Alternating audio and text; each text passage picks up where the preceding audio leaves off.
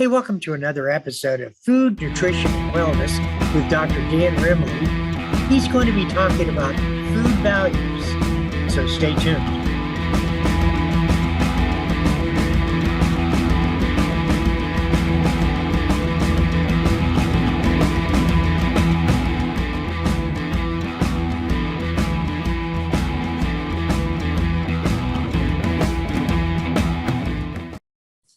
Welcome to another episode of Food, Nutrition, and Wellness with Dr. Dan Remley.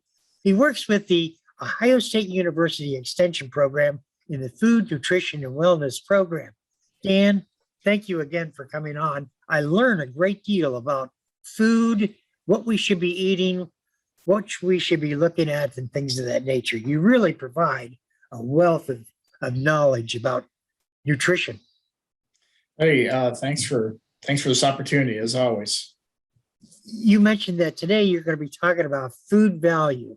I'm not sure I understand what you mean by that. Well, it's kind of thinking about what we prioritize when we go to the grocery store. You know, what's important to us when it comes to selecting food, when it comes to eating food, how we eat food, all that. So those sort of those values that come into play when we're making decisions about, what kind of foods to buy, where we get foods, those types of things. That's interesting. You know, grocery stores many times will place items that are maybe not so high in value with nutrition, but they'll put them there hoping that you will buy them. Yeah, they have pretty sophisticated marketing strategies to get you to buy certain types of foods. That's for sure. And many of us who live in rural areas, we don't have the same selection as maybe some of our urban counterparts too. And so, that can be an issue too, especially if you value choice. Having lots of choices too. Sometimes choice can be a good thing. Sometimes it can be something that's kind of frustrating in some ways because there's so many choices. You kind of get almost paralyzed trying to make the right decision. Maybe you've been in a situation like that, but you go up to Columbus and some of these grocery stores have cauliflower that comes in like 10 different colors, and then you come down to Southern Ohio where you have these dollar stores. You might have to do your shopping at a dollar store and you can't find any fresh cauliflower. So it's really interesting. Depending on where you live, sort of determines what you can buy and what you can't buy. So autonomy is one of those things, one of those food values. The ability to choose food, and that's important to some people. That's interesting. And also, one of the things in the back of our minds is inflation.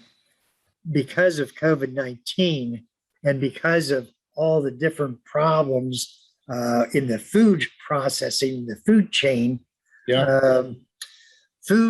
certain kinds of foods are going up, and certain kinds of foods, price-wise, are becoming more expensive. And when we get that processed food, sometimes the price is much higher. Yeah, we certainly pay for convenience. And so, whereas it might be a lot easier to just go and buy, say, like an apple pie at Kroger, it's probably more economical for us to actually, in terms of, what we purchase, to actually make the pie ourselves. So we do pay for that convenience. We might have to think about as consumers, maybe, convenience is another food value. Right. We some of us we live busy lives and we don't always have time to prepare, cook dinner or make things from scratch. And so we buy those food products that are more convenient. One of the things that I noticed, our shopping habits have also changed because of some of the conveniences that we have at the house, like a freezer.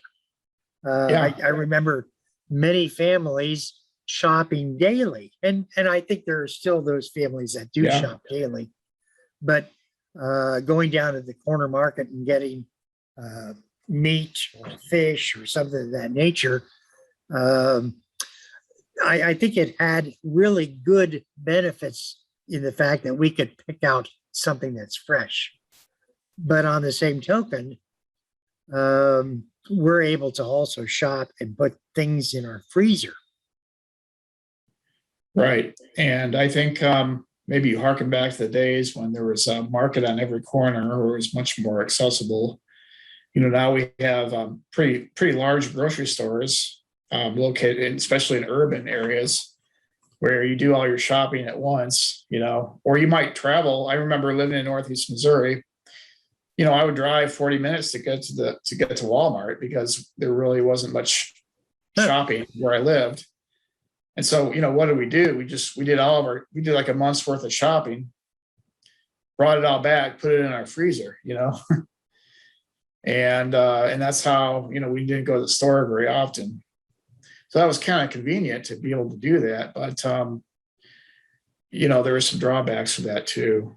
And yeah, that is true. One of the things that I noticed are our local neighborhood convenience stores, if you want to call it that, have gone away, but other gas convenience stores have risen.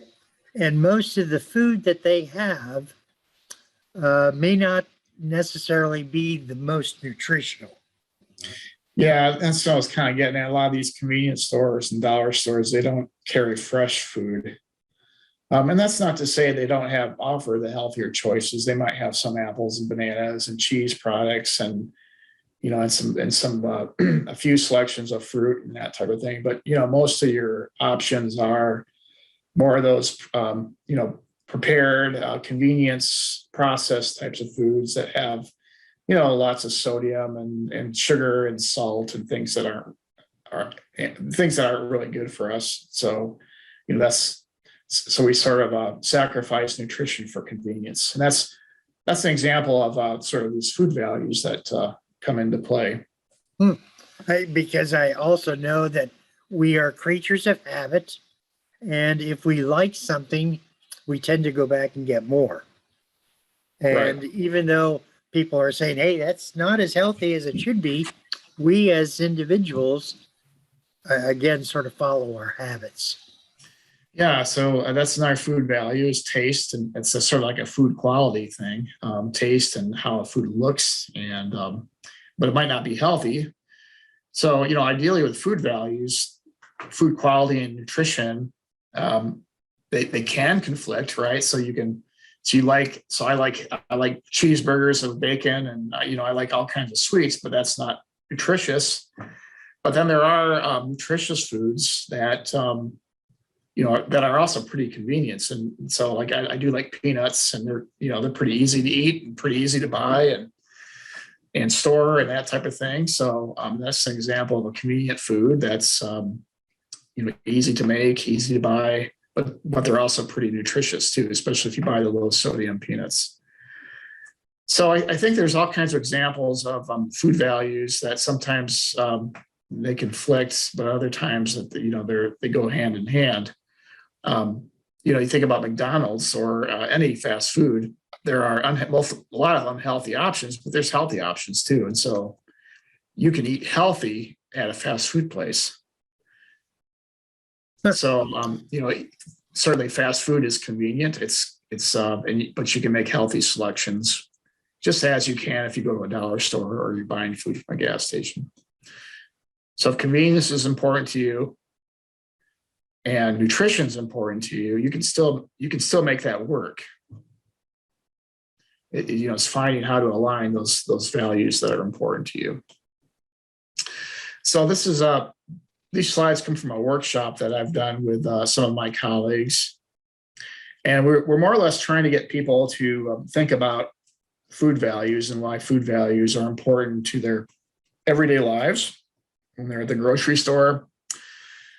And it's also important to think about food values, especially when we might be working with institutions like food pantries or schools or prisons, or especially nonprofits that that have constituents, and we're trying to get them to align institutional food values with the food values of their constituents.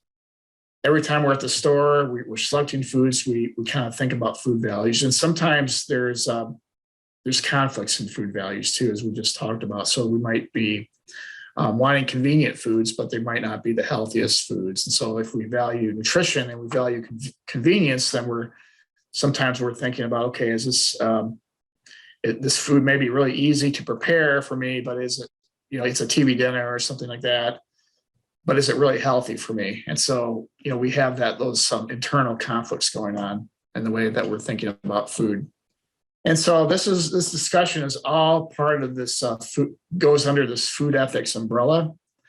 And food ethics kind of recognizes that our decisions, our actions are based on a shared set of values that we think are for the common good. So we make decisions that we think are good for ourselves, our bodies, our families. We make decisions about food that we think are good for our communities, and then the best decisions for society, larger society too. So that's what we're talking about. We're talking about the common good. We're talking about what's good for us, our communities, and society when we make these decisions.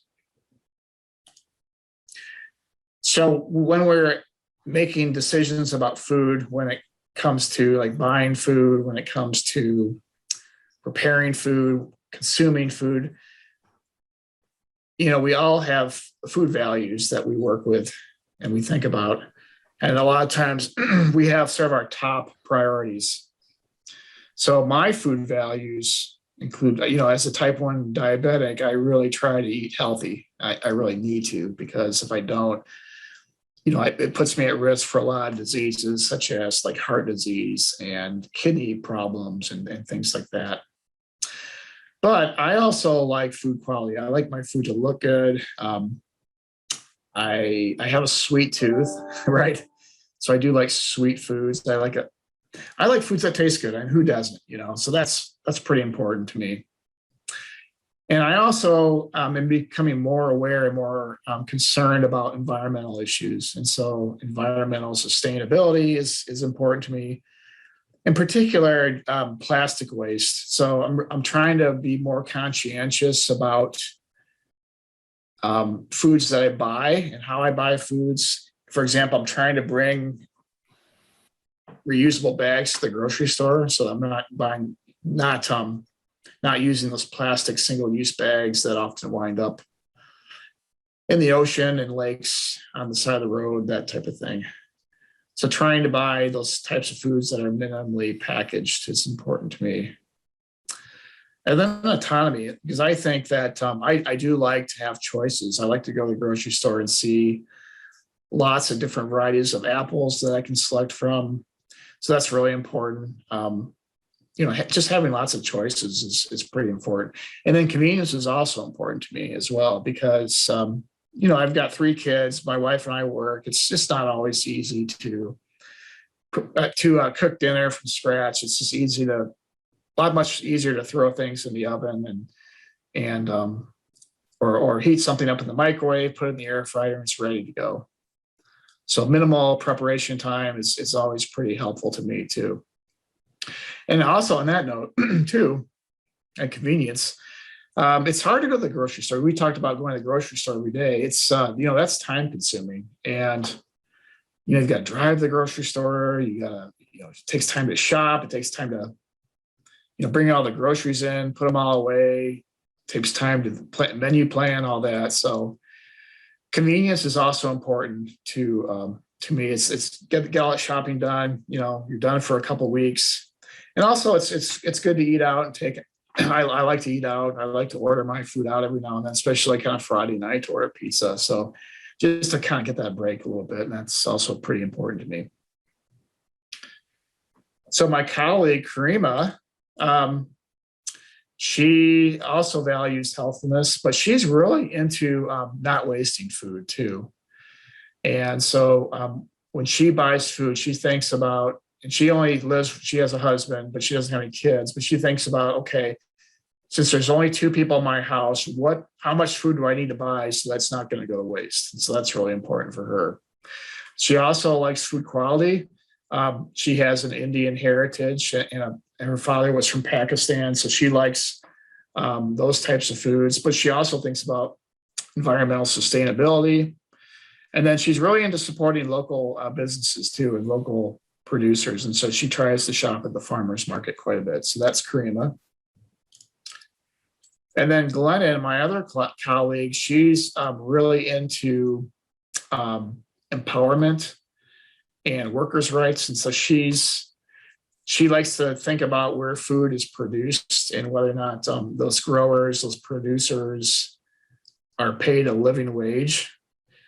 And she's also interested in environmental issues, but also animal rights. And actually, animal rights are becoming more of an interest to me as well. So she thinks about, okay, so I'm going to buy some chicken, I'm going to buy some beef. Were these animals raised ethically or not? Or were they raised in a big factory farm? And then she's also interested in localness. So supporting local producers and going to the farmers market is really important to her. And so when you think about my colleagues and their values and, and my values and how they compare, and you kind of put all these values into these concentric circle. One value set represents me. One circle represents me. Another represents Karima. Another represents Glennon. You can see that we all value environmental sustainability. That's something that's important. However, I do share, healthfulness and food quality with Karima. Those are two values that we share. And then Karima values localness and environmental sustainability with Glennon, although she's more interested in the animal rights and the workers' rights. So those aren't real high. They haven't been high on my value list. But, recently, I think one thing to keep in mind, too, is that our values do change. And so my daughter, for example, she has kind of gone through some changes in what she values and has kind of gone through these phases where she wouldn't eat meat. And then she became sort of a vegetarian for a time. She was concerned about environment and animal rights in that time. And then she switched back. And then now she's kind of back into this environmental stage. And so I've been having these discussions about vegetarianism, and I have expressed to her some of my concerns about nutrition, because when you eliminate a food group like protein, for example, you're basically eliminating some very important nutrients. And protein foods, especially animal products, have iron, heme iron in particular. So heme iron, there's two types of iron. There's non-heme iron, which are found in plant sources, and there's heme iron, which are found in animal products. So the heme iron is much more absorbable. So about 30% of all the iron in meat products is absorbable into your body. So it gets taken up by your body.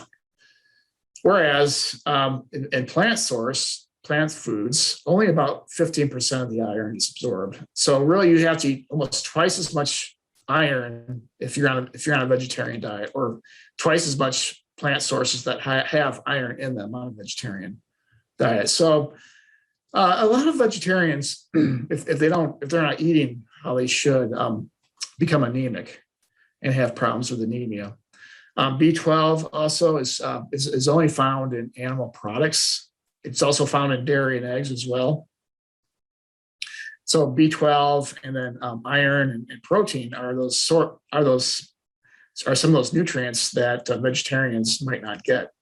She's a vegetarian because she's concerned about animal rights. Basically, she's concerned about how animals are raised in these factory farms, how they're slaughtered, and so these are kind of the conflicts I've been talking to her about. I said, I'm concerned as a dad about some of your dietary choices, because at your age, you really need that iron, you need that B12, you need that protein. But her decisions are governed by what she thinks is right for the common good, right? And so she's concerned about the welfare of animals, and I think there are some legitimate concern the way that animals are raised and slaughtered. I mean, it's not it's not evolutionary. I mean, a chicken raised in a big factory farm, it's chickens have not evolved to be raised this way.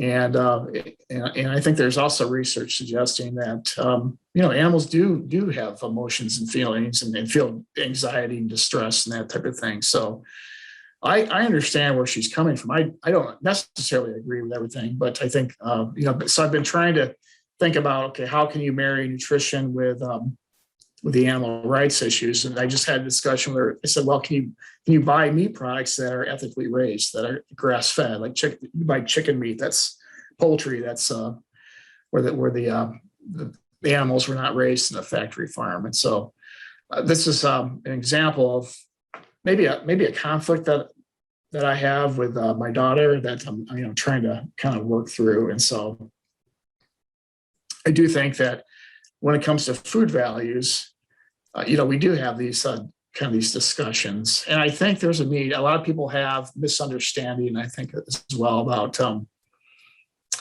especially when it comes to environmental sustainability. I've talked to my kids about this. The research doesn't suggest that a vegetarian diet is better for the planet. We don't really know, but a lot of experts suggest that it's a little bit more complicated than just sort of picking on the beef industry, for example.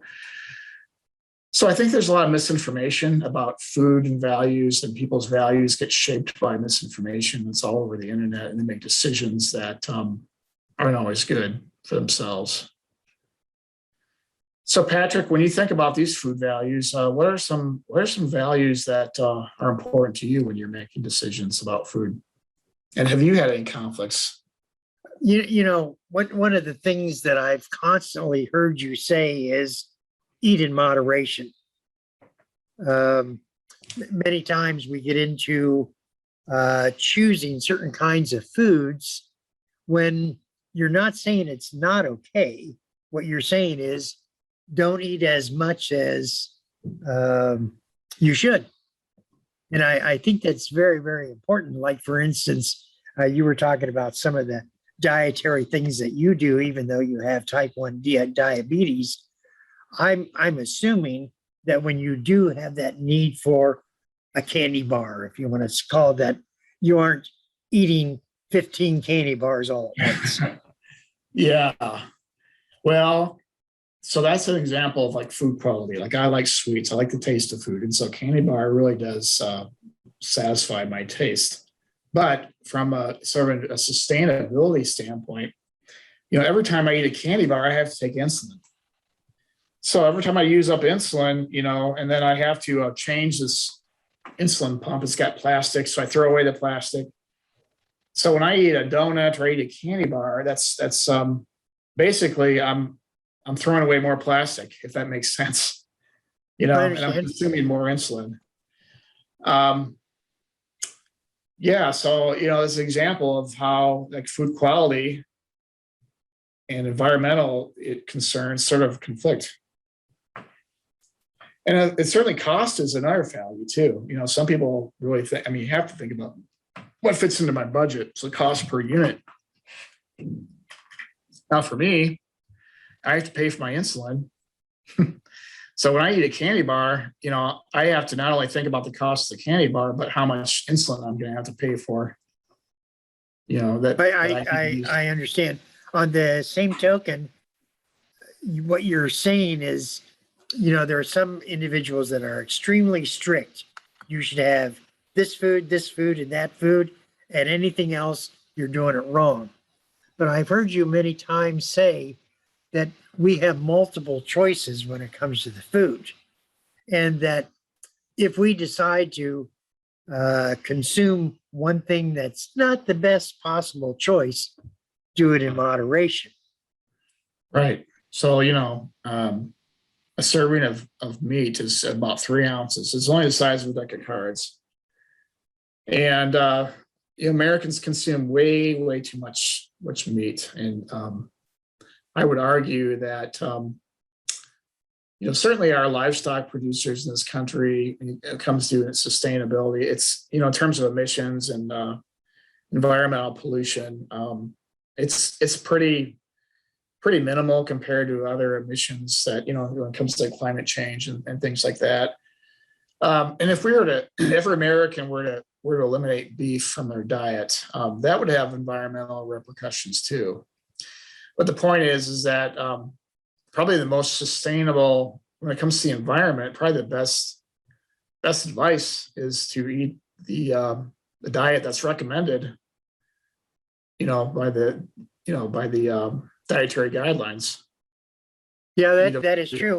Of course, we in United States and in some of the major countries with high economic progress have more choices. It's amazing to me when someone comes from a third world country and they go into one of our grocery stores, they are amazed at all the different products.